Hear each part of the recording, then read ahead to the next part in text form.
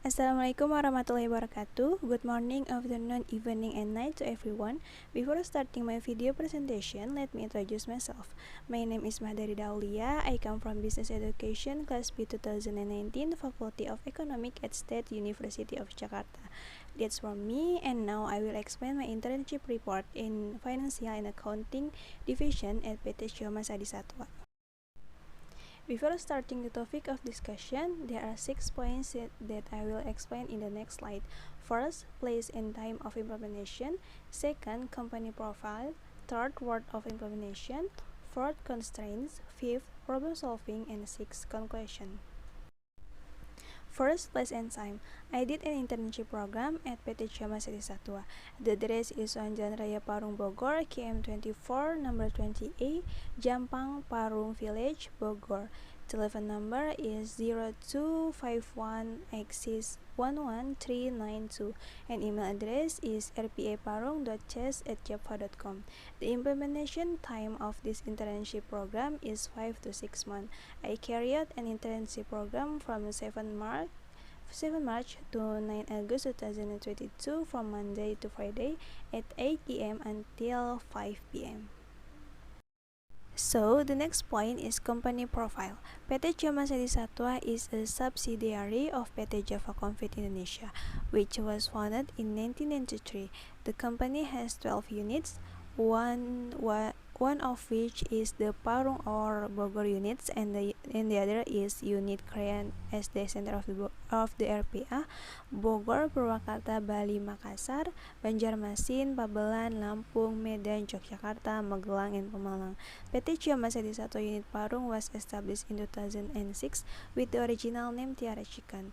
However, in 2009, changed its name to PT Syoma Sadi Satwa and only has a poultry processing or chicken slaughterhouse or RPA. After 3 years running in 2012, PT Syoma Sadi Satwa established a further process factory as a place for processing sausages and nuggets. RPA PT Syoma Sadi Satwa Parung unit produces products in the form of chicken kakas, which are divided into two products, namely the main product whole chicken and byproduct like liver, head, fat, heart, and attack, which have been processed and packaged in accordance with food quality and safety standards. Next slide, I will explain about what I did during this internship. First, combining invoices and travel documents as well as marinating services and sales notes per store based on the delivery date from several customers of Syoma Sadi Satwa Company.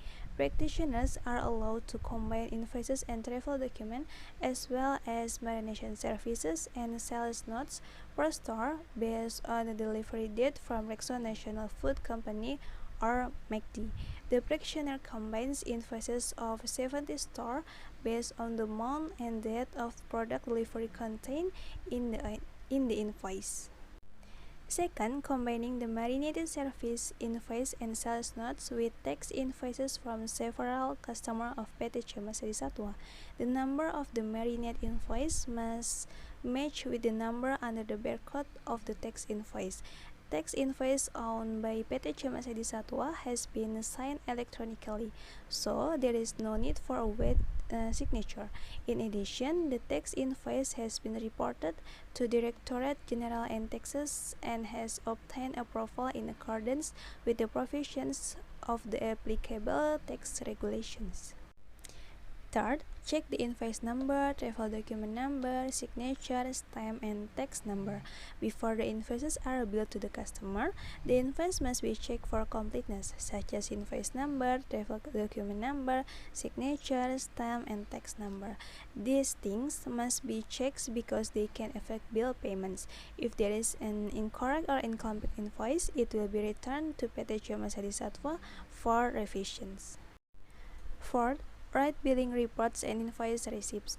Practitioners are allowed by collectors to write billing reports and receive invoices when collector will collect invoice from several stores. In the billing reports, the practitioner writes the name of the collector, billing date, invoice number, subscription name, and the amount of the invoice price to be billed. While in the invoice receipt, the practitioner writes the name of the company to be billed, the invoice number, and the amount of the invoice price. Fifth, checking red bill and red bill revision for BOP or operational cost of Parung RPA expedition vehicle. Every vehicle that delivers ordered goods from PT Camas Edi Satwa will incur operational costs during the journey to the customer's delivery location. The operational costs are incurred by the F&A division. With this red bill inspection, the costs that have been recalculated will be adjusted to the attachment contained in the red bill. If there are incorrect numbers, then the red bill must be revised and re-examined before being signed by head of the F&A division. 6. Filing credit proposal or CV. CV contains personal data from customers of PT Camas Edi Satwa. The CV is usually requested if PT Camas Edi Satwa is conducting an audit. The practitioner helps filing of CV into a binder as form of archive, so if the CV is needed, it will be easy to find. 7. During the practices of carrying out street vendors activities in the F&A division, the practitioner is allowed to learn with the F&A employees. It is explained about the flow of goods, the process of making invoices, the invoice collection process, invoice returns, writing invoice into financial statement, how to calculate the selling price, and practicing also visited to the bank to see the process of payment of checks and current accounts. In carrying out my internship, I encountered several constraints. First, inadequate facilities. These facilities, such as the absence of an internet network, such as Wi-Fi, make it difficult for practitioner and employees to access information. In addition, PT Camas Edi Satwa also does not have a canteen, so during breaks, the practitioner has to leave the company to buy a food. Second, difficult to adapt to employees. At the beginning of the internship activities, the practitioner found it difficult to adapt to the F&A employees because there were differences in age. So it was not easy for the practitioner to start communicating with the F&A employees. Third, lack of accuracy. When the practitioner gets an assignment to check the invoice number, signature, stamp, and tax number, there are some invoices that are missed during the inspection, so that the invoice must be rechecked by another employee. Fourth, office space. According to the practitioner, the F&A division does not have a large enough room to accommodate a large number of employees and important documents. In addition, the F&A division has direct relationship with three divisions, namely the Personal and General Affairs or PGA, Marketing and Purchasing division, so that many employees from these three divisions come to F&A every day on a regular basis to take care of financial matters. Although there are some obstacles, but the practitioners find a way to overcome the problem. First, use personal facilities. Due to inadequate office facilities, the practitioner buys a personal data quota to access internet services so that information retrieval can be done easily.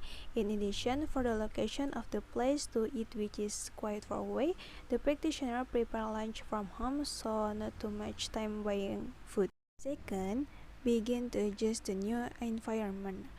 Efforts are solutions that practitioners do to be able to adjust to street vendors, namely trying to talk to employees using light topics of conversation during breaks, giving the practitioner phone number and Instagram name if an employee asks for it, and praying with the employee so that the practitioner can recognize attitudes and behaviors of F&A employees. Third, increase concentration when working. The solution that the practitioner does to reduce is drinking water to increase concentration and stop for a moment to relieve fatigue.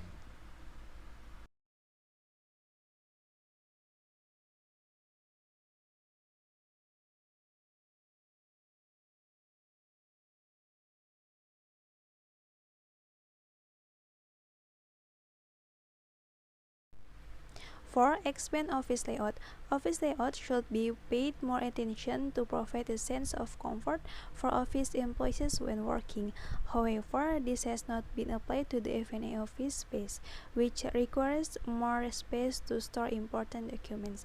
The practitioner solution in dealing with the constraint of the F&A office layout, namely, the practitioner must be aware if there are employees who want to pass the practitioner bench so that the employee can step without being hit by the practitioner's bench.